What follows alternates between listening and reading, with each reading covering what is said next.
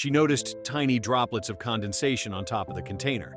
Desperately thirsty, she carefully licked each drop of that precious moisture before collapsing into sleep.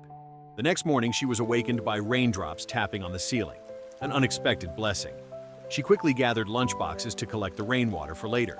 As she peered into the collected water, a floating can caught her eye, sparking an idea. Using a rope threaded through a metal panel, she pulled with all her strength, using her own body weight. Slowly, the panel gave way, and sunlight streamed through. After days trapped in darkness, this moment felt like salvation. Overcome with emotion, she cried. Her baby raised a tiny fist as if cheering her on. But once she climbed out, despair returned. The ocean stretched endlessly in all directions. The massive shipping container looked like a matchbox in the vast sea.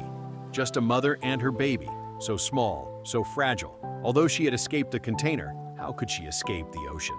Then, something changed. She tossed the baby's used diaper into the water, and it attracted a swarm of fish.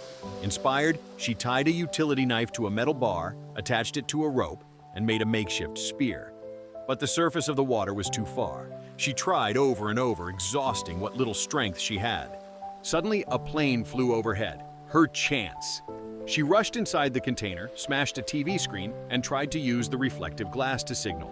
In her panic, a sharp piece of metal sliced her thigh open.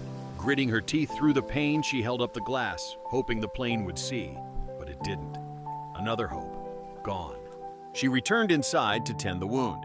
Using components from the TV circuit board as a needle and copper wire from her earphones as thread, she disinfected them with alcohol. The pain was unbearable. She passed out several times while stitching her own wound.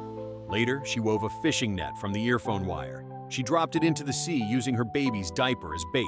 After a long wait, success. She caught fish.